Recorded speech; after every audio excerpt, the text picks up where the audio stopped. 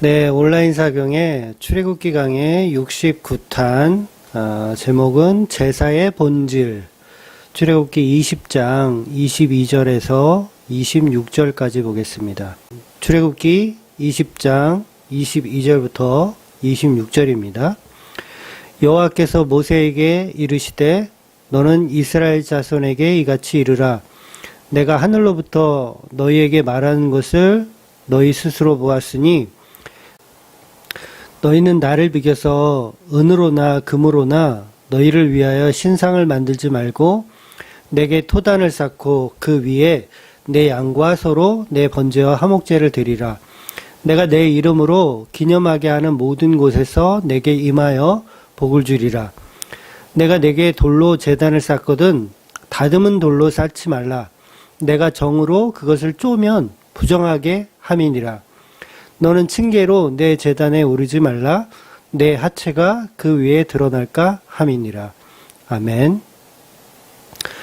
네, 오늘 본문부터는 십계명과 관련이 되어 있는 율법적인 이야기들이 이제 계속해서 등장을 합니다.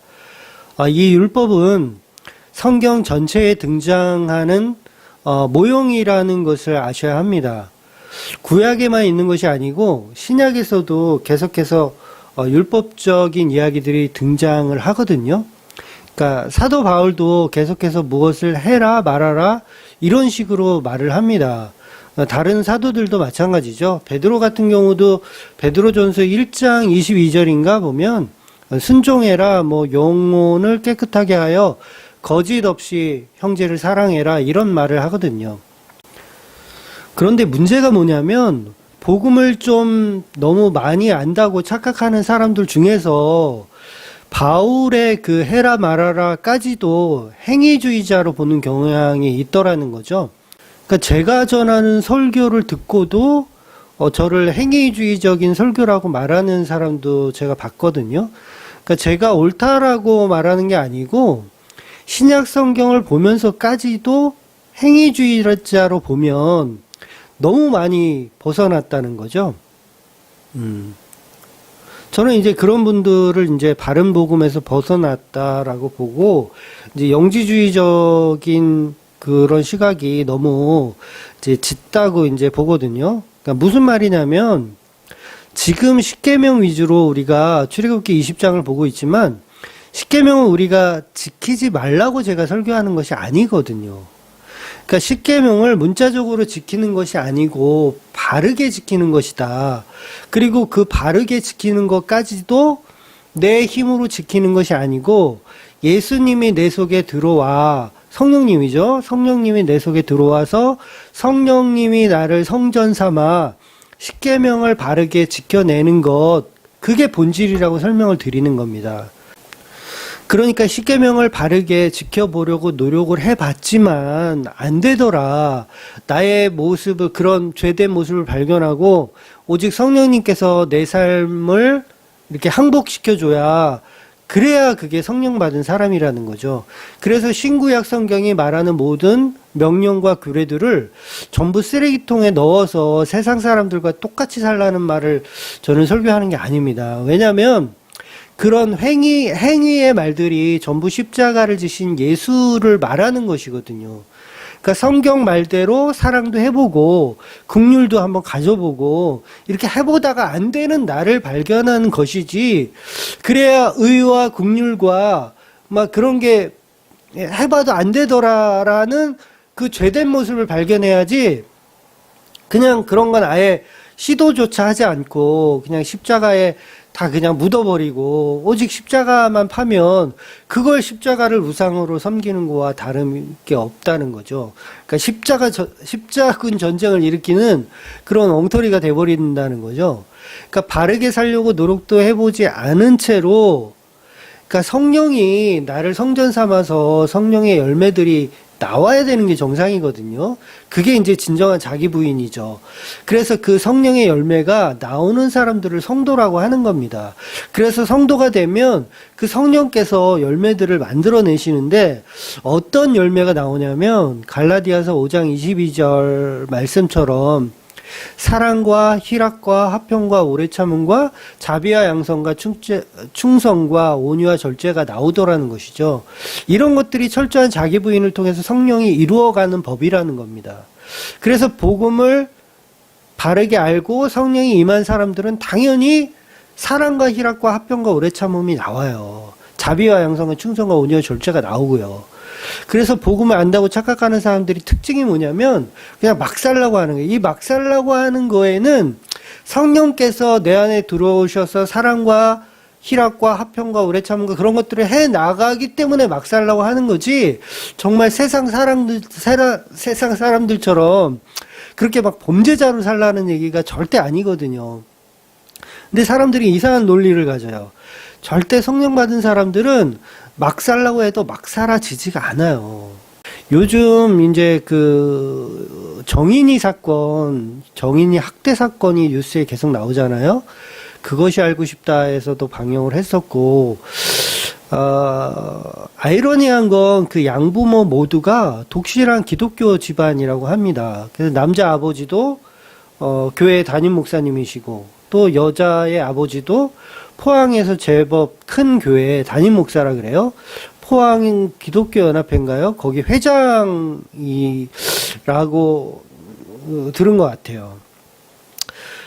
그런 기독교적인 대단한 집안에서 자란 신앙이 참 좋은 사람들 아닙니까? 심지어는 그 애기 아빠는 그 CBS 기독교 방송국의 직원이기도 하더라고요. 그런데 이런 사람들이 지금 그 어린애를 입양해서 때려 죽인 거야. 한마디로 학대를 해가지고 때려 죽인 거. 뭐 그것이 알고 싶다에서는 심지어 무슨 소파 위에서 뭐 아기를 밟았다, 뛰어내려서 밟았다, 뭐 이런 식으로까지 정황까지도 이렇게 표현을 하고, 췌장이 하여튼간 그게 찢어질 정도로 이렇게 폭력을 가했다라고 하는데, 과연 이분들이 성령 받은 사람들 맞냐는 거죠. 제가 볼 때는 아닙니다. 복음의 개념을 잘못 이해하면 이런 부작용이 생기더라는 거예요. 이렇게 죄인으로 들통나야 성도라는 식으로 해석하는 방식이 영지주의적 개념이에요. 정인이 양부모는요, 성령 받은 사람이 아닙니다. 물론 이후에 그들의 삶에서 하나님이 어떻게 개입하셔서 그들이 회개가 일어나고 정말 구원받을지는 모르겠지만, 그건 앞으로는 어떻게 될지 모르겠지만, 현재 시점에서 보면 그 사람들은 성령 받은 사람들이 아니라는 거죠. 아무리 교회를 다녀도 이 사람들이 아무리 목사의 아들이라도 목사의 딸이라도 예수 믿는 사람들이 아니었다라는 거죠. 그러면 이렇게 질문하잖아요. 목사님, 이것은 아동학대는 어차피 윤리도덕 아닙니까? 구원과는 전혀 상관없지 않습니까? 이런 질문을 하는 것이 바로 부작용이라는 거예요. 복음의 부작용. 영지주의적으로 본 거죠. 그러니까 성경 전체가 윤리도덕이라는 포장지를 사용한다는 걸 잊어서는 안 돼요. 그러니까 십계명을 쓰레기통에 집어넣어 버리라는 얘기가 아닙니다. 그러면 십계명이 다 필요가 없고 윤리도덕이 필요가 없고 다 쓰레기통에 버려야 하는 거면 사도 바울이나 베드로가 계속해서 서신서를 통해서 우리들한테 서로 사랑하십시오, 이웃을 도우십시오, 이런 얘기를 할 필요가 없죠. 그러니까 복음 안에는 그걸 포장지로 담고 있다라는 거예요. 그래서 출애굽기 20장은 십계명의 10가지 계명을 시작으로 이제 오늘 본문인 22절부터는 세부적인 법에 관한 이야기들이 등장을 합니다. 그래서 오늘은 제사에 관한 법이 등장을 하고요.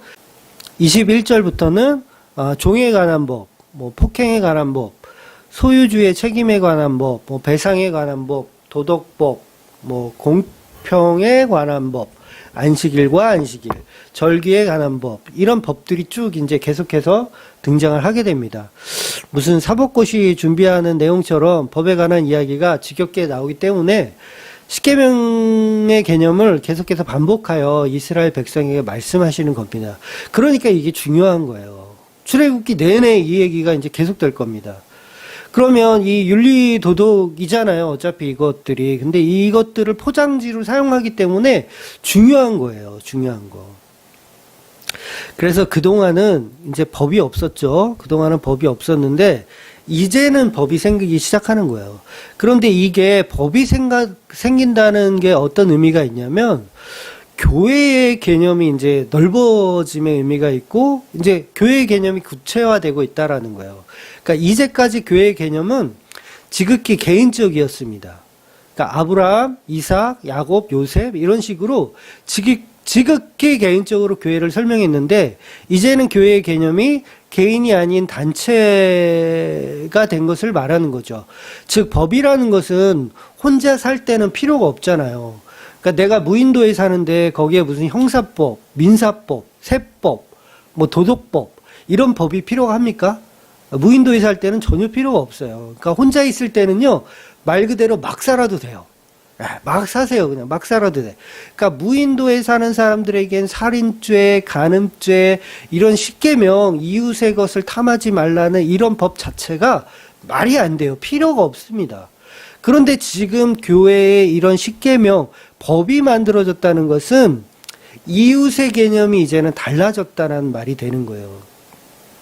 그래서 창세기에서는 개인적인 언약이 전해졌기 때문에 법에 관한 이야기가 거의 없었는데, 그러니까 야곱 보세요. 야곱이 막 살아요. 막 사는 거예요.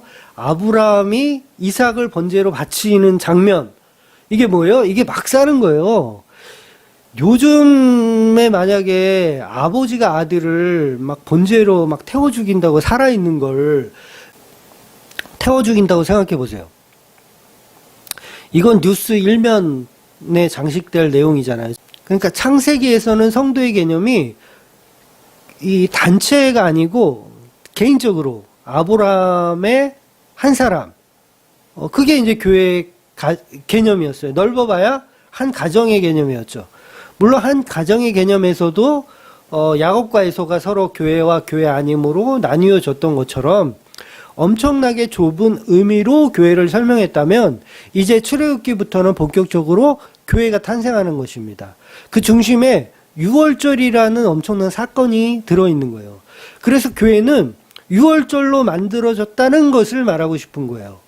그러니까 이렇게 십계명을 정확하게 설명하는 이유가 교회는 유월절로 만들어졌다. 그 유월절로 만들어진 교회가 필요한 것이 십계명이다. 이야기하는 거죠. 바로 십계명의 본질이, 그게 이제 십계명의 본질이고 오늘 설명해 드리고 싶은 제사의 본질이기도 한 거예요. 전부 유월절로 완성된 교회, 그걸 설명하는 거죠.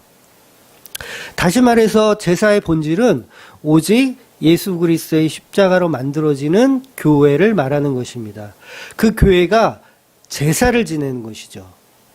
그러니까 구원받지 않은 사람들은 제사로 이 제사를 참여할 수가 없는 것입니다. 그러니까 유월절로 시작하는 어린 양 예수와 교회에 관한 이야기, 이게 성경이 말하고 싶은 전부예요. 그래서 제물과 제물 드리는 자의 만남이 교회이고 그 행동 자체가 예배인 것이죠. 그리스도와 교회의 연합, 그 결혼식이 제사이고 예배인 것입니다. 그래서 율법은 이스라엘이라는 민족 12지파의 개념으로 교회가 개인에서 단체로 단체의 개념으로 바뀌었다는 걸 명확하게 십계명에서 표현하는 겁니다. 즉 십계명은 여러 무리에게 구원을 주겠다는 너무도 큰 은혜가 담겨져 있는 말씀인 것이죠. 그러니까 하나님이 19장에 너희가 내 말을 잘 들으면 제사장 나라가 되게 하겠다는 그 말의 뜻이 이제 이해가 되셔야 돼요. 결코 이 말은 하나님이 인간들과 협상하고 계신 것이 아니고 교회라는 은혜를 설명하고 계신 겁니다. 하나님 절대 거짓말 하시는 분이 아니거든요. 마치 흩어놓은 퍼즐처럼 성경은 굉장히 행설수설하는 것처럼 보이는데 전부 예수 그리스도의 십자가 은혜로 전부 맞아 떨어지는 거예요.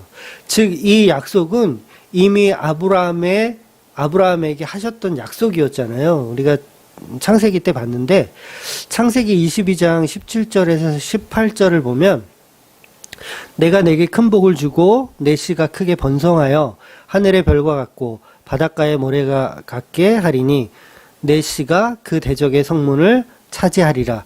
또 내 씨로 말미암아 천하 만문이 복을 받으니 이는 내가 나의 말을 준행하였음이라 하였다 하니라. 이 말씀이 아브라함이 이삭을 번제로 드린 사건 이후에 등장하는 말씀이에요. 즉 18절에 말하는 씨는 바로 이삭이고 그 이삭이 예표하는 분은 예수 그리스도인 것이죠. 그래서 그 예수 그리스도의 핏부림을 이룬 자들, 지금 창세기에서는 내가 나의 말을 준행하였다라고 하는데 이 출애굽기에서는 그 준행이 뭐냐면 6월절의 핏부림이에요. 그럼 저와 여러분이 준행해야 하는 것은 뭐 주일 성수가 아니고 뭐 안식일을 지키는 것이 아니라 동일하게 핏부림입니다. 그 십자가를 믿는 것이 바로 하나님의 말씀을 준행하는 거예요.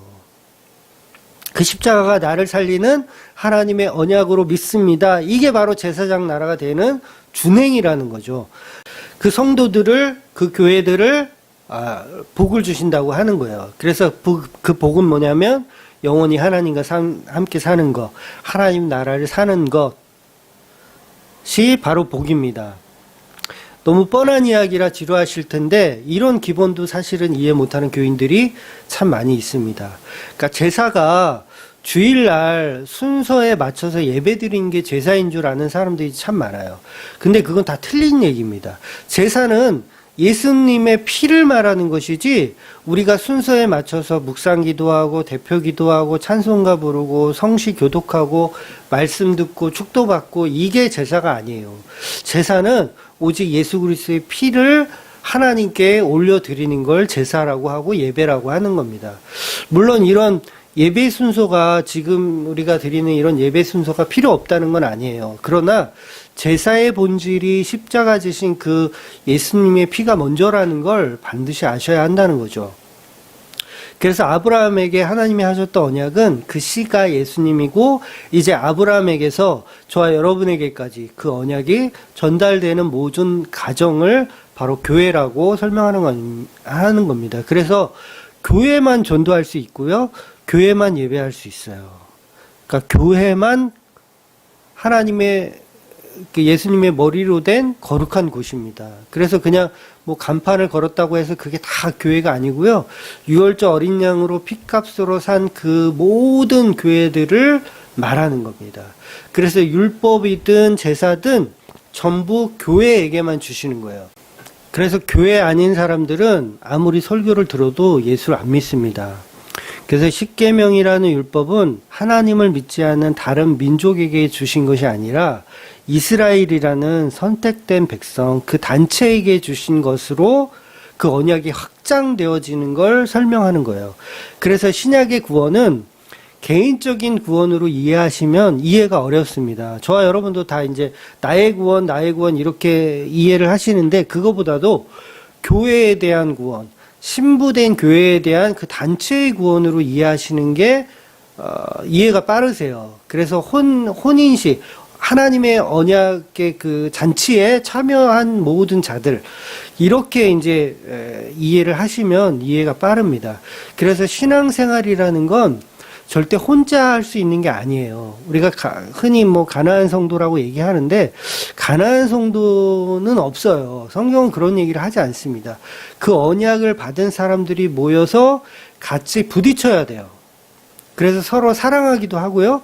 때로는 서로 으르렁거리기도 하면서 서로 사랑도 배우고 내가 얼마나 죄인인 줄도 배우는 거예요. 그래서 바른 신앙생활이란 우리가 십자가로 이루어지는 교회됨을 점점 알아가는 거죠. 그래서 성경이 내 이웃을 사랑하라고 했을 때 그 이웃의 개념이 이해될 수 있는 시기가 지금 이 출애굽기라는 거예요. 그러니까 애굽 사람들은 이 이웃의 범주에 들어가지 않습니다. 그런데 애굽 사람이라도 유월절 어린 양의 피로 살아났다면 이웃의 범주에 들어가는 사람이 되는 거죠. 그러니까 이웃은 민족적 범주도 아니고요. 뭐 간판 걸은 뭐 주맘교회 이런 범주도 아니고 오직 예수님의 피의 범주 안에 들어 있는 사람들이 성도라는 것이죠. 그래서 예수님의 피로 사신 교회들이 모두 하나의 교회인 겁니다. 그동안 개인적이었기 때문에 이웃 자체가 모호했는데 이제는 확실한 이웃의 개념이 생기는 겁니다. 그래서 성경에서 말하는 이웃 이 이웃의 개념이 창세기에서는 나오지 않아요. 출애굽기부터만 나옵니다. 그래서 창세기에서는 뭐 고아나 가부나 나그네를 대접하라 이런 말이 나오지 않거든요. 그러니까 오히려 야곱 본인이 나그네였다라고 얘기하고 창세기에서 대접했다 그러면 뭐 아브라함이 천사들을 대접했던 내용들 뭐 이런 게 이웃의 내용의 전부였어요. 근데 그래서 창세기에서는 이웃 사랑의 개념을 배울 수 있는 그런 게 없었죠. 반드시 유월절이라는 십자가가 섰을 때 이웃의 개념이 생기는 거예요. 그러니까 십자가 없이는 유월절 어린 양 없이는 교회가 있다 없다? 교회가 없는 거예요. 그러니까 창세기는 어떻게 보면 그거는 교회가 아닌 거죠. 어떻게 보면 그걸 이제 뭐 신학적으로 원시 복음이라고 하는데 아주 원시적인 교회인 거죠. 진짜 교회는 지금 유월절로부터 시작되는 교회. 그래서 한 사람이 아니라 그 그룹으로 만들어지는 교회의 개념이 생기는 거죠. 그래서 이 출애굽기부터는 이제는 이웃사랑의 개념이 이제 생기는 거예요. 그동안 이웃사랑의 개념이 없었어요. 그러니까 예수님께서 핏값으로 세우신 교회 안에 그 교회들에 관한 이야기가 바로 이웃사랑의 개념인 거죠. 그래서 이스라엘 전체를 그 유월절의 어린 양 속에 포함된 모든 사람들을 교회로 표현하는 겁니다. 이것이 바로 아브라함의 약속하신 언약의 성취예요. 그러니까 언약이 던져진 거고 그 언약이 이제 유월절로 성취가 된 거고 더 나아가서는 그게 십자가로 이제 성취가 되는 거죠.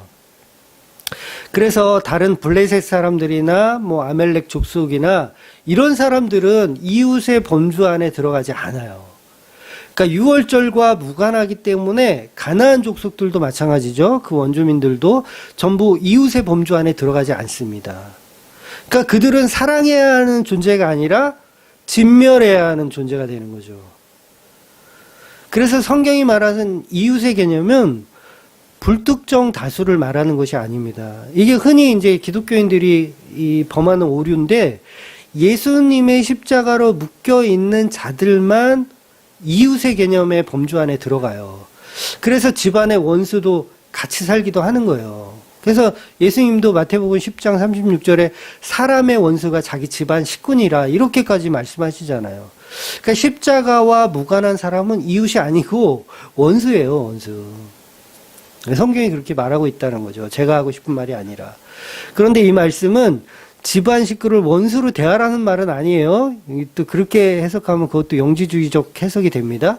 그것은 오해이고 내가 그 원수의 범주 안에 들어있다라는 걸 또 설명하기도 하는 거예요. 그래서 이어지는 말씀에 10장 38절에 보면 마태복음 또 자기의 십자가를 지고 나를 따르지 않는 자도 내게 합당하지 아니하리라 이렇게 말하는 거야. 나도 십자가가 없으면 불안당이라는 거죠. 나도 십자가 없으면 너도 악당이라는 거죠. 그러니까 똑같이 강도가 둘이 있는데 직업도 비슷하고 나이도 비슷할 것이지만 두 명은 예수님의 오른쪽과 왼쪽에 있었어요. 한 사람은 예수님의 이웃이었고 한 사람은 예수님의 이웃이 아니었어요. 그런 개념이라는 거죠. 그래서 우리가 흔히 오류 범하는 게 뭐냐면 길에서 밥을 퍼주고 이웃을 위해서 무슨 봉사 활동을 하고 막 이런 선행을 하는 게 마치 그 하나님의 뜻이고 하나님의 이웃사랑의 말씀이라고 우리가 착각하는데 하나님은 그런 이웃을 이야기하는 것이 아닙니다. 그래서 요즘 큰 교회마다 내거는 어떤 슬로건 같은 게 이웃사랑의 실천으로 우리는 비대면 예배를 드린다. 이웃이 코로나로 죽어가는 거 우리는 보고 싶지 않다. 우리는 이웃을 사랑하기 때문에 비대면 예배를 드린다. 라면서 광고를 하면서 그걸 이렇게 우리 교회의 이웃사랑으로 이렇게 슬로건을 걸고 행동을 하지만 그게 어처구니 없는 행동이라는 거예요. 성경적으로 보면 윤리 도덕적으로는 굉장히 박수 쳐줄 일이지만 성경적으로 보면 진멸해야 할 적에게 이웃사랑을 주는 꼴이 되는 거죠. 그러니까 여기서 진멸이란 개념을 잘 이해하셔야 되는데 그 이웃을 막 이렇게 막 죽이라는 얘기 아니에요. 살인해라, 뭐 도둑질해라 그런 얘기가 아니라 그 이웃을 진멸한다는 건 자기 부인을 시키게 만들라는 그 의미로 받아들이세요. 그래서 적들은 진멸해야 하는 대상인데 그들에게 빵을 나눠주면서 사랑을 실천하는 게 성경적 의미는 아니라는 거죠. 그래서 이거는 마치 사울이 하나님께서 적들을 다 진멸하라고 했을 때 진멸하지 않고 막 이렇게 이렇게 살려서 막 이렇게 범죄하는 것과 같은 내용이라는 거죠. 그래서 좀 이렇게 심하게 좀 예를 들어서 길 건너 이제 만신집이 있어요. 근데 만신집에 보니까 장사가 잘 안 돼, 요새. 잘 장사가 안 되고 굉장히 좀 잘 못 사는 것 같아. 그래서 우리가 불우이웃을 도웁시다. 그래가지고 그 만신집에 성금을 막 갖다 줘, 교회가. 이게 하나님 말씀하시는 구제냐는 거죠. 절이 있는데 절에 올라가는 길이 요새 폭설로 인해서 막 미끄럽고 차들이 잘 못 올라가니까 우리가 거기 이제 기금을 내서 도로 포장을 해줍시다. 그 절에 올라가는 길을. 그러면서 교회에서 막 성금을 절에 막 보내줘. 이게 이웃사랑의 개념이냐는 거죠. 그러니까 길에서 밥 퍼주고 병원비 대주고 막 이런 건 막 되게 가치 있는 일로 우리가 교회들이 포장하여서 막 광고를 하지만 이건 성경이 말하는 이웃사랑과 무관한 그냥 사람들의 윤리도덕에 그 한정되어 있는 사업일 뿐이라는 거죠. 교회는 절대로 그런 구제봉사를 하는 곳이 아니라 예수님의 피를 전하는 곳이어야 한다는 거죠. 그래서 구제봉사는 지극히 개인적으로 하시는 게 맞습니다. 그래서 교회라는 단체가 지향하는 목표가 아니라는 거죠. 물론 저와 여러분이 여유가 있으면 이렇게 사람들을 구제하고 봉사하는 것은 맞지만 그 구제 봉사가 그 자체가 복음은 아니라는 거예요. 그래서 어떤 분들은 이제 교회를 욕할 때 건물 사는 것을 막 노발대발하고 욕하는 분들 많이 있잖아요. 건물 사고 뭐 교회 짓고 하는 걸 막 노발대발 욕하는데 막 고아원에 돈 주고 양로원에 돈 주고 이런 거는 욕하는 사람 거의 없잖아요. 다 칭찬하지. 교인들도 마찬가지로 칭찬하지. 근데 성경적으로 보면 사실 둘 다 틀린 거예요. 둘 다 틀린 거고 OX로 두 사람도 누가 더 악한가를 나누자면 양로원이나 고아원에 돈 갖다 주는 사람이 더 악한 거예요. 사실은. 그러니까 성도들이 말씀을 들을 수 있는 교회를 확장하는 게 오히려 덜 악한 거라는 거죠. 그러니까 교회는 건물을 사든 구제를 하든 십자가 피가 없으면 소용은 없어요. 그러니까 본질은 예수 그리스도의 피를 전하지 않는 다른 어떤 행위들은 다 교회가 지향해야 할 목적도 목표도 아니라는 거죠. 그저 세상 사람들에게 잘 보이기 위해서 하는 어떤 부흥을 위한 수단에 불과하다는 거죠. 물론 전도의 목적으로 구제봉사하는 것이라고 말해요. 보통 이렇게 막 교회가 이렇게 선한 일을 계속 이렇게 하면 사람들이 교회에 관심을 갖게 되고 예수님의 사랑을 배우지 않느냐, 이렇게 우리가 쉽게 이렇게 생각하게 되는데, 요게 인본주의적인 관점이에요. 요게 마귀적 발상입니다. 마귀는 사탕 주면서 꼬시거든요, 사람들을. 그러니까 청라만국을 보여주면서 이거 줄게, 나한테 절 한번 해, 이런 스타일이 마귀적 스타일이에요. 예수님은 그런 식으로 복음 전하지 않으십니다. 그러니까 우리가 교회에서 흔히 하는 무슨 붕어빵 전도니 뭐 호떡 전도니 이런 것을 많이들 하시는데, 그냥 그런 건 정말 붕어빵 진짜 장사하시는 분들 장사 잘 되게 그냥 놔두시고, 호떡 장사하시는 분들 막 장사 안 되게 망치는 꼴밖에 안 되는 거예요. 예수님은 그냥 차라리 그냥 전하세요. 뭘 이렇게 막 사탕 주고 막 이러지 말고 그냥 전하세요. 그래서 전도를 할 때는 예수님은 그냥 전하는 게 차라리 나은 거예요. 그냥 길에서 뭐 성경을 읽어주든지 아니면 찬양을 부르든지 막 이런 게 나은 거지. 그러니까 지금의 교회들이 하는 전도 방법하고는 예수님의 스타일은 전혀 다르죠. 그러니까 세상적인 방법으로 하면, 마귀적 방법으로 하면요, 주맘교회 수백 명 모이게 하는 거는요, 일도 안 돼요. 예를 들어서 어떻게 하냐면, 제가 고시원에서 이제 일을 해봐서 아는데, 고시원 원장들하고 계약을 하는 거예요, 교회가.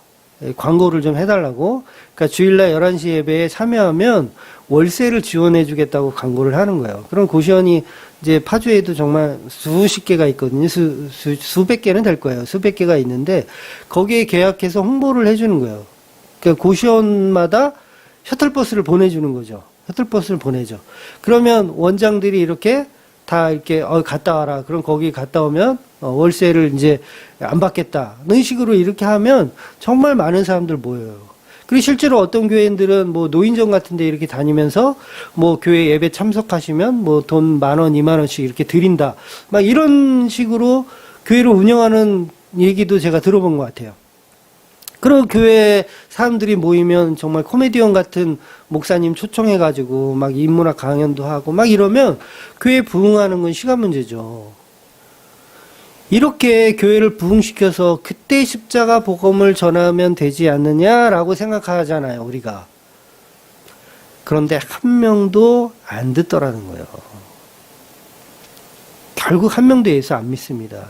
오히려 교회라는 건 이렇게 구제하고 봉사하는 곳이라는 이미지만 주는 거예요. 그러니까 예수님의 피하고는 전혀 상관없는 얘기들만 듣는 거죠. 그래서 교회는 십자가 복음 전하는 곳이 아니구나라는 이미지만 심어줄 뿐이라는 거죠. 그래서 왜 학생들이, 청년들이 교회 생활 열심히 하다가 사회 나오면 이단으로 다 빠지는 이유가 뭐냐면 십자가 없는 복음만 그동안 들어와서 그래요, 교회에서. 그러니까 대학 졸업하고 사회 나가면 교회 다닐 이유가 없어지는 거예요.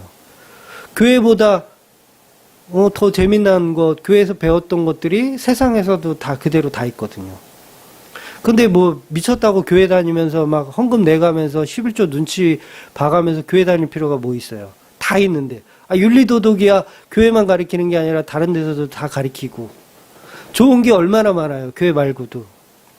결국 교회를 재미 위주로 사회봉사 기관으로 만들어 놓은 것이 결국은 청년들을 다 이단으로 빼앗기는 그런 어처구니 없는 일을 벌어지는 거예요.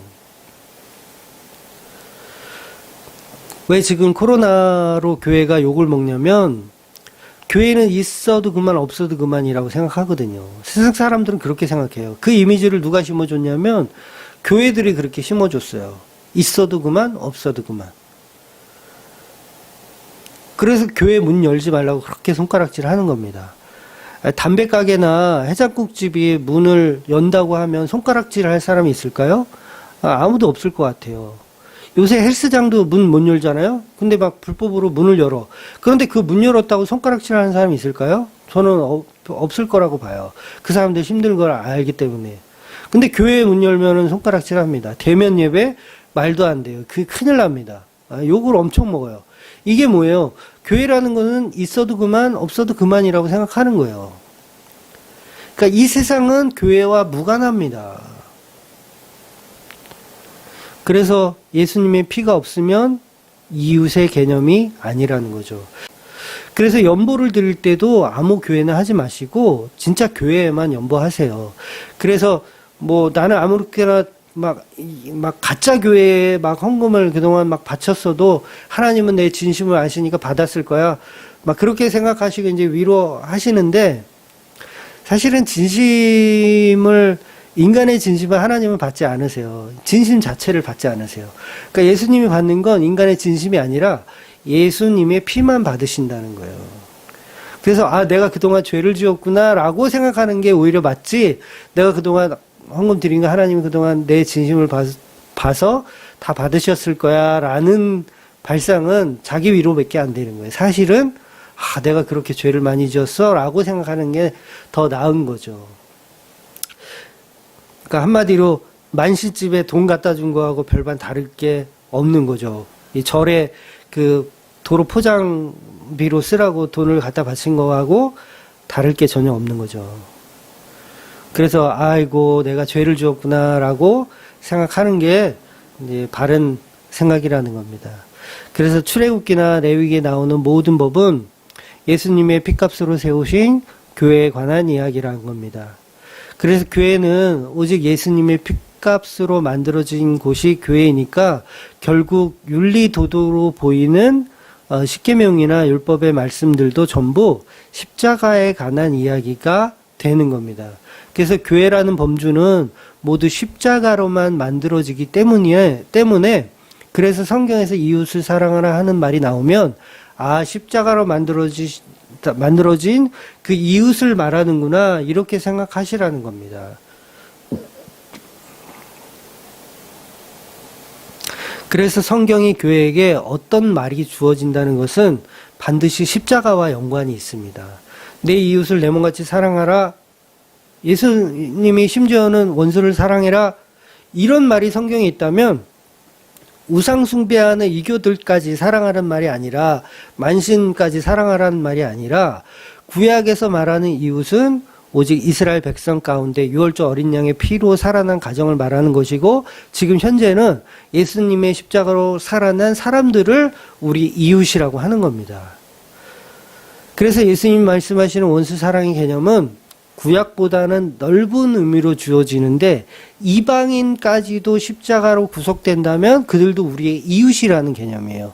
그리고 나 역시도 원수였던 사람인 거고요.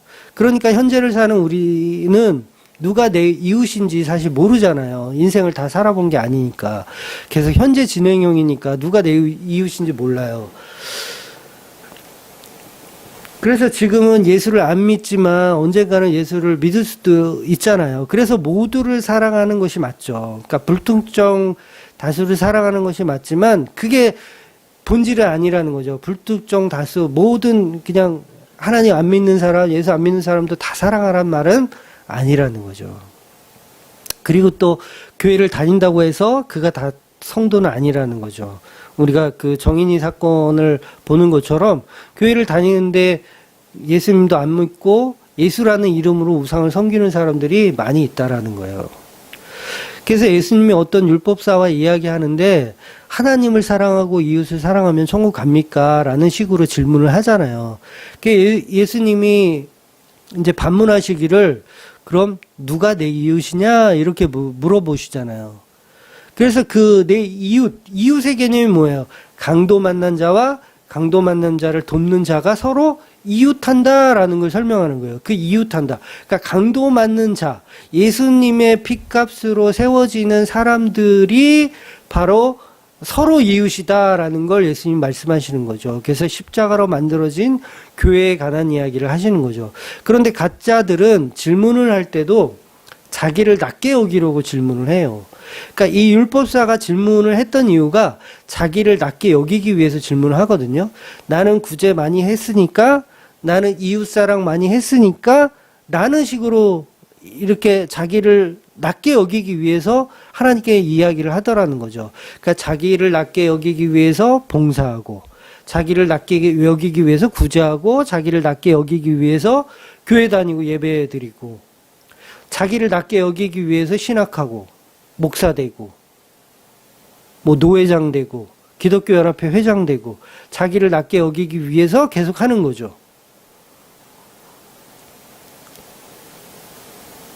왜 정치인들이 계속 선거에 나올까요? 자기를 낮게 여기기 위해서. 저와 여러분이 목사 되고, 장로 되고, 권사 되고, 이게 뭐예요? 다 자기를 낮게 여기기 위해서. 라면 그만둬야 된다는 거죠. 그래서 나의 죄를 발견하고 나의 죄성을 인정해야 그게 정말 이웃된 성도라는 거죠. 그래서 오늘 본문의 말씀도 하나님이 제사를 바치라고 하는데 이 말이 뭐냐면 내 꼴로는 안 된다는 말을 하는 거예요.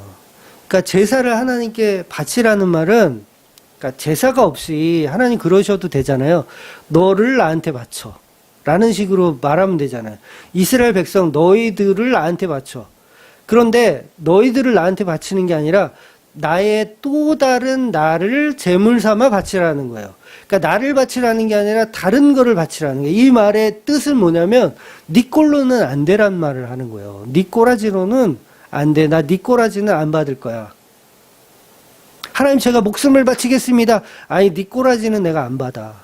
충성을 다하겠습니다. 아니 네 꼬라지는 내가 안 받는다니까. 너는 교회 아니야. 나는 너를 인정 안 해. 너는 하나님 나라 살 자격 없어. 네 꼴로는 안 돼. 그걸 설명하는 거예요. 그래서 뭘로만 가능하냐면 바로 양으로, 소로, 염소로만 가능한 거예요. 그게 누굴 얘기하는 거예요? 바로 예수 그리스도를 얘기하는 거죠. 그러니까 네 꼴로는 안 되는데 소나 양으로는 돼. 그 얘기를 하시는 거예요. 그래서 하나님이 진짜로 무슨 소고기, 양고기가 드시고 싶어서 인간에게 제물을 바치라고 하는 것일까요? 뭐 주만교회 우리 성도님들은 다 아시겠지만 그런 말 아니잖아요. 진짜로 하나님이 양고기가 좋고 소고기가 좋아가지고 그거 바치라고 하는 게 아닌데 정말 그게 좋아서 바치라고 생각하는 교인들이 수두룩하다는 거예요. 그러니까 하나님의 수준을 그 개구리 왕눈이에 나오는 그 만화 영화 연속극 그 80년도에 했던 그 방송, 그 개구리 왕눈이에 나오는 그 무지개 연못에 사는 대왕 매기 아세요? 대왕 매기? 그 매기가 매일 제사를 이게 받잖아요. 그 아로미 아빠 투투하고 가제가 이제 매기에게 계속 이 제물을 바치잖아요. 그러면 그 매기가 무지개 연못을 평화롭게 해주죠. 예, 더 이상 막 이렇게 괴롭히지 않고 평화롭게 해줘요. 그런데 하나님을 그런 식으로 믿고 있다는 거죠, 우리가. 무지개 연못의 매기처럼 하나님을 믿고 있다는 거예요. 그래서 양고기 드리고 소고기 드리고 주일 되면 예배 드려드리고 헌금 내드리고 11조 내드리고 그래서 평화를 주십시오. 이게 뭐예요? 개구리 왕눈이에 나오는 그 매기를 섬기는 거하고 뭐가 달라요? 아니 하나님이 저와 여러분에게 그 헌금을 받고 싶어서 교회를 피값으로 세우셨을까요? 사도행전에서 사도 바울을 그 개고생을 시키는 이유가 그 소고기 양고기 드시고 싶어가지고 그 먹방을 하고 싶어가지고 하나님이 사도 바울을 개고생을 시키실까요? 모든 제사는 예수님의 십자가라는 복음을 설명하는 내용이라는 거예요. 성도라면 그걸 알아야 된다는 거죠. 그런데 우리가 다 큰 어른들이 아직도 하나님을 그런 무지개 연못에 사는 매기로 그냥 용돈이나 찔러주고 재물이나 바치는 존재로서 하나님을 믿고 교회를 다닌다는 거예요. 성경은 너희들이 죽기까지 사랑하시는 그 예수님께서 그 예수가 너희를 위해 피 흘려 지금 제물이 되었다는 말을 하고 있는데 교인들은 못 알아듣고 계속 소고기 양고기를 생각하더라는 거죠. 그리고 하나님 이거 드시고 그만 화를 푸세요. 그리고 저에게 복을 내려주세요. 막 이런 식으로 신앙생활 하는 거죠. 그래서 기도 모임이란 기도 모임을 막 만들어가지고 무지개 연못의 평화를 위해서 계속 기도하죠. 코로나 물러가게 해 주시옵소서 이런 식으로 평화를 계속 요구해요. 하나님께. 이게 대왕 매기를 섬기는 거하고 뭐가 다르냐는 거죠. 그래서 오늘 본문이 인간의 피땀 눈물을 가지고 오지 말라고 얘기하는 겁니다.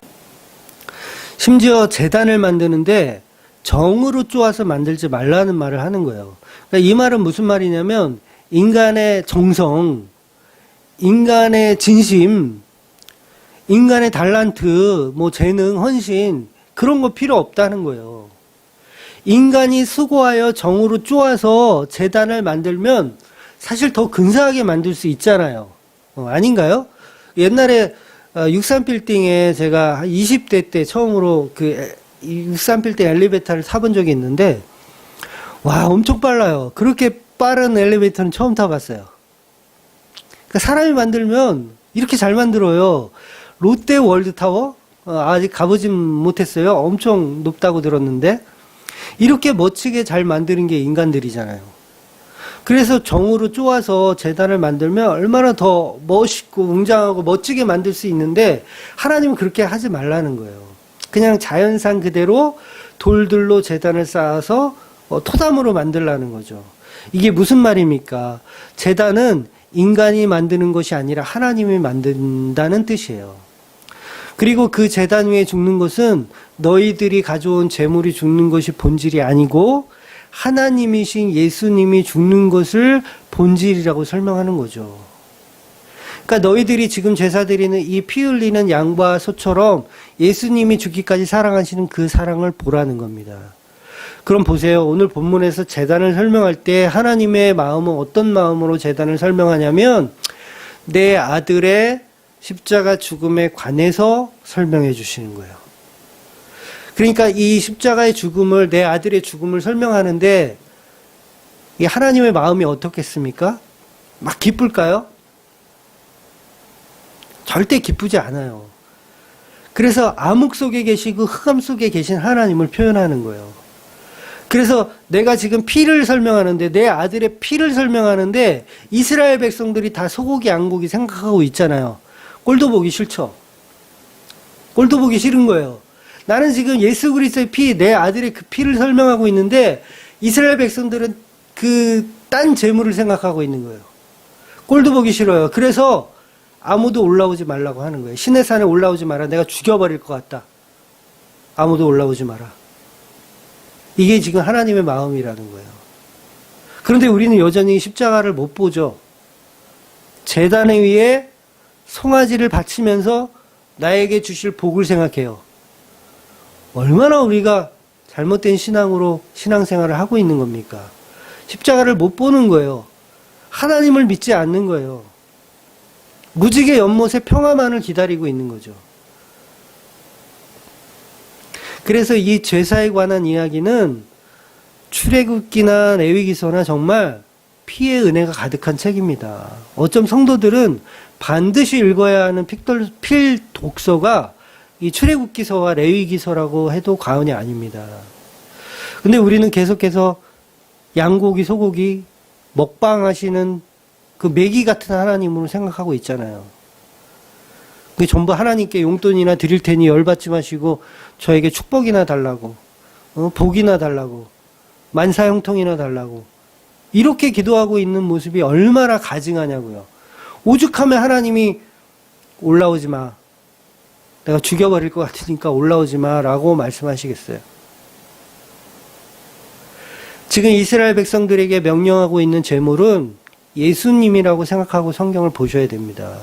하나님이 과연 어떤 마음으로 지금 제사를 설명하고 계실까? 이건 눈물 없이는 설명할 수 없는 내용이에요. 내 아들을 제물로 바치는 그 하나님의 이야기, 이걸 설명하고 있는 거예요. 그러니까 흑암 속에 계신 하나님인 거죠. 하나님을 위로할 수 있는 분은 저와 여러분이 아니에요. 위로하려고 근처에 갔다간 죽어요. 뼈도 못 추려요. 하나님을 위로할 수 있으신 분은 오직 예수 그리스도 뿐입니다. 예수님밖에 없어요. 무슨 우리의 진심이, 우리의 정성이 하나님을 어떻게 위로해요? 마저 죽지 않으면 다행이죠. 그러니까 오죽하면 하나님이 우리에게 다른 신을 만들지도 말라, 쳐다보지도 말라 말씀하세요. 그 말이 뭐냐면 내 아들 말고 다른 아들 보지 말라는 거예요. 예수 말고 다른 아들 보지 마라. 십자가에 죽은 그 아들은 내 아들이다. 그 예수 말고 다른 건 다 우상이다라고 설명하시는 거예요. 그런데 우리가 그 예수를 통해서 복이나 구하려고 한다면 이게 얼마나 이교도적인 행동이냐는 거죠. 그냥 그 대왕매기 앞에서 그냥 엉뚱한 충성봉사를 맹세하면서 나의 가치를 계속 높이고 챙기려고 하는 거, 이걸 우상숭배라고 하는 거예요. 그래서 전기뱀장어가 와가지고 무지개 연못을 다 그냥 진흙탕으로 만들어 놔야 돼요. 그래야 그 허상이 다 무너지는 거예요. 평화가 깨져야 진정한 십자가가 보이는 겁니다. 그래서 우리 안에 계속 전쟁이 일어나야 돼요. 계속 부셔지고 깨지고 다 한마디로 다 작살이 나야 돼요. 그래야 십자가가 보이는 겁니다. 그래서 예수님이 우리의 마음 가운데 있는 그 자아들을 다 부시고 박살내기 위해서 십자가에 지러 이 땅에 오신 겁니다. 그래서 십자가에 지신 그 예수 말고 우리는 전할 게 없는 거예요. 우리 안에 예수 말고 다른 게 있으면 안 됩니다. 그래서 눈에 보이는 성전들은 다 헐어버려야 되는 거예요. 그러니까 대왕매기 같은 거는 벌써부터 없어요. 그래서 예수님의 몸 자체가 성전이기 때문에 다른 눈에 보이는 성전은 다 가짜입니다. 이미 성전은 십자가로 다 무너져 내렸습니다. 성전 같은 것은 처음부터 없어요. 율법도 안식일도 제사도 할례도 11조도 전부 예수님의 십자가로 다 무너진 겁니다. 그런데 아직도 교회에서 할례를 말하고 안식일을 지키자고 하고 윤리 도덕적인 것으로 전부 해석하면 그게 예수님의 십자가를 안 믿는 마귀들의 속성인 거예요. 그래서 우상숭배가 다른 게 아니고 하나님을 하나님으로 보지 않는 거, 예수님을 예수님으로 보지 않는 거, 예수님의 십자가를 실패한 도구로 보는 게 그게 우상숭배입니다. 그럼 우리가 그러잖아요. 교회 다니는 사람들이 저희가 언제 십자가를 안 믿었습니까? 라고 반문하실 텐데 안식일이니 주일 성수니 날과 절기를 지키는 그 자체가 십자가를 안 믿는 거예요. 그러니까 신년에 해돋이 가서 소원성취 비는 사람들과 성구 영신 예배라는 성경 어디에도 없는 예배를 만들어서 촛불 켜놓고 그 촛불에다가 소원성취를 비는 그런 모습하고 뭐가 다르냐는 거죠. 말씀 제비뽑기에서 1년 운세를 점쳐요. 내게 주신 말씀이라고. 성경은 내게 준 적이 없거든요. 모든 말씀 다 예수 그리스도에 대한 이야기예요. 제가 이거는 주일날 그 오전 예배 때 사도행전 마지막 강의 때 한 번 더 말씀드리겠지만 그냥 간판만 기독교라는 영업장이지 우상숭배하는 거예요. 그냥 이 세상에 이 세상에 하나님 말고 다른 신이 있나요? 다른 신 자체는 없어요. 모두가 우상이에요. 허상이에요. 허상. 없어요. 신이 없다고요. 신이 없어요. 하나님 말고 신은 없어요. 모든 게 허상이에요. 그런데 하나님이 왜 질투를 하시죠? 아무것도 없는 허상에 질투하실 하나님은 아니잖아요. 그러면 뭔가 있으니까 하나님이 질투하시는 거 아니에요? 그러니까 그게 하나님의 말씀하시는 그 진의가 뭐냐면 하나님을 이상한 하나님으로 만드는 거예요. 하나님을 또 다른 하나님으로 자꾸 만드는 거, 인간이 만들어내는 거, 요런 우상숭배를 하지 말라는 거예요. 그러니까 새로운 어떤 우상을 만드는 이 개념이 아니고 하나님이 있는데 그 하나님을 어떤 비슷한 다른 하나님으로 또 만들어내지 말라는 거예요. 교회를 다니면서 나만의 교회를 만들지 말라는 거예요. 성경을 보면서 나만의 성경을 만들지 말라는 거예요. 그러니까 어떤 형상을 만드는 게 중요한 게 아니에요. 나를 위한 형상으로 만드는 게 중요한 거죠. 모든 건 허상이에요. 아니 이순신 장군 만들었다 그래서 그게 우상숭배라고 해서 밤에 몰래 가가지고 이순신 장군 다 부셔버리고 이게 하나님의 뜻입니까? 사무실에 대통령 사진 걸어놨다 그래서 그거 부셔버려야지 그게 우상숭배를 부시는 건가요? 그 형상을 말하는 게 아니라 하나님이라는 형상을 또 만드는 게 문제인 거예요. 나를 위해서.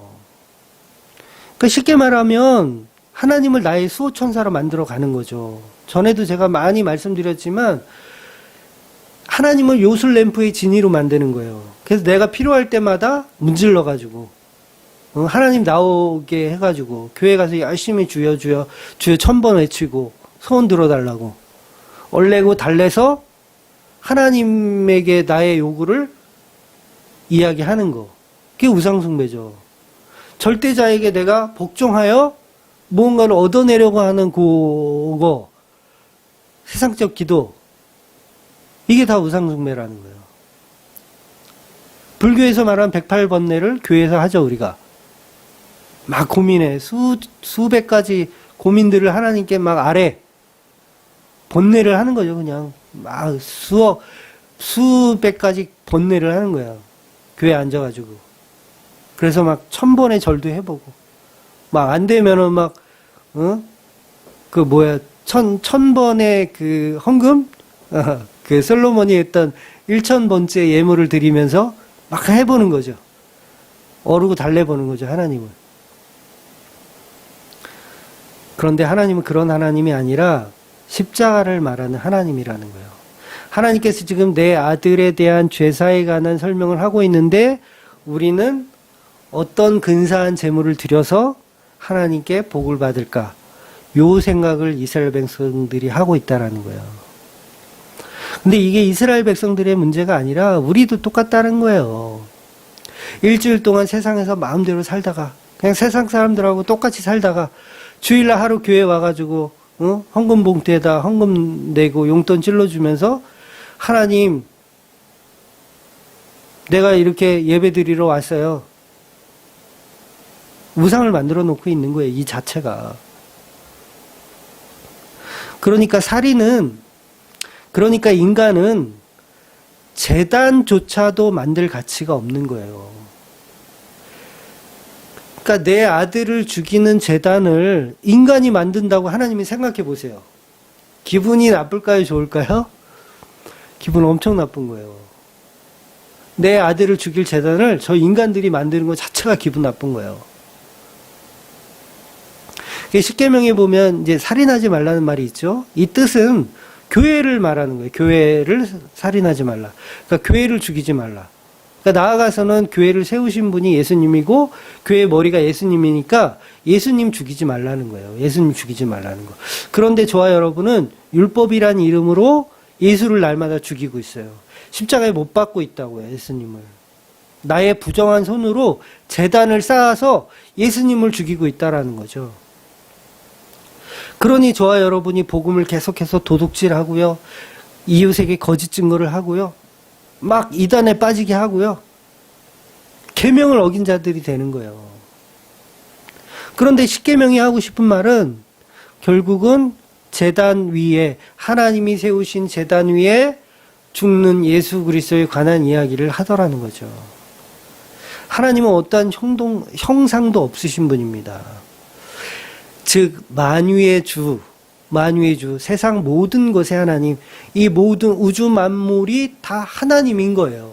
하나님의 형상이니까. 그래서 하나님을 그려보라고 했을 때 우리가 하나님을 그려보세요 했을 때 어떻게 그리지? 이렇게 고민하는 분들 계시잖아요. 그런 분들이 신학적으로 건강한 분이세요. 하나님 그려보세요 했는데 막 그려. 막 송아지도 그리고 막 얼굴은 사람처럼 그리고 몸은 송아지에 말에 막 날개도 그려보고 막 이런 무엇인가를 그려놓으면 그게 바알을 그린 거예요. 이런 식으로 인간이 뭘 만들어내는 자체가 우상 섬기는 하나님이라는 거죠. 그래서 하나님은 어떠한 형상도 만들지 말라고 한 것이 하나님 형상이 없기 때문이에요. 만드는 순간 그건 네가 만든 거라는 거죠. 그러니까 우리가 어떠한 형상을 만들든 그 자체가 인간이 인간을 위한 작품일 뿐이라는 거예요. 그래서 우리가 흔히 꿈에 하나님을 봤다느니, 환상 중에 하나님을 보았다느니, 천국을 갔다 왔는데 하나님을 만나고 왔다느니, 예수님의 사진을 봤는데 그게 진짜 예수님이었다는 둥, 이런 것들이 전부 우상숭배일 뿐입니다. 그래서 하나님은 모든 우상을 만들지 말고 앞으로의 언약을 통해서 오게 되실 그 예수 그리스도만 기다리라는 거예요. 그러니까 이스라엘에게 하나님이 하고 싶은 말은 뭐냐면 예수 그리스도, 이제 십자가에 달리실 그 예수 그리스도를 기다려라. 그 얘기를 오늘 제사를 통해서 하고 계시더라는 거죠. 그래서 오늘 제단을 만들려고 하시는데 그 제단을 견고한 벽돌로 만들지 않으시고 토담으로 만들려고 하는 거예요. 그래서 흙으로 만든다는 것은 일용으로 만들라는 말과 다르지 않아요. 토담으로 싼 제단을 쌓는다는 것은 바람이 불면 무너지고 비가 오면 이제 다 무너지는 그런 불완전한 존재로 만든다는 거죠. 즉 인간이 견고하게 쌓아놓고 자기 자랑을 하지 못하게 하는 마음이 있는 거예요. 그러니까 곧 무너질 제단. 그러니까 모든 성전은 다 무너져야 돼요. 예수님의 피만 증거하고 빠지면 되는 거니까. 제단의 의미는 그거예요. 예수님의 피만 증거하고 빠지면 돼요. 그러니까 견고하게 쌓을 필요가 없는 거죠. 그러니까 저와 여러분의 어떤 열심, 저와 여러분의 진심, 이런 걸 견고하게 쌓을 필요는 없어요. 십자가를 드러내면 돼요. 그러니까 절에 가면 불상들이 얼마나 견고합니까? 수천 년이 가도 아주 견고하잖아요. 그런 건축물을 하나님이 원하시는 것이 아니라는 거죠. 예수 그리스도의 그 피, 그 은혜를 기억해야 된다는 거죠. 그래서 그것을 기념하는 도구가 바로 오늘 본문이 이야기하는 거고, 오직 그걸 증거하는 게 결국은 성경이라는 거예요. 그래서 하나님은 성경으로만 예수 그리스도의 피를 증거하길 원하세요. 그러니까 어떤 건축물, 그러니까 지금도 이스라엘에 가면 여러 가지 건축물들이 있잖아요. 예수님이 계셨던 뭐다 이런 건축물로 예수를 증거하기 원하지 않으세요, 하나님은. 그러니까 재단으로 예수님을 증거하길 원하시지 않고 오직 말씀으로만 증거하길 원하시는 거예요. 그래서 다 부셔버리라고 하는 거예요. 아무도 올라오지 말라고 하시는 거고요. 결국 신의 산도 무너져야 되거든요. 모든 게 다 무너져야 되거든요. 그래서 저와 여러분이 드리는 제사와 제물은 오직 예수 그리스도의 십자가의 피라는 것을 오늘도 기억하며 그 은혜를 묵상하는 그런 예배자가 되시고 그런 이웃이 되고 성도가 되는 그 은혜로 날마다 살아나시는 저와 여러분이 되시기를 주의 이름으로 축원드립니다. 아멘.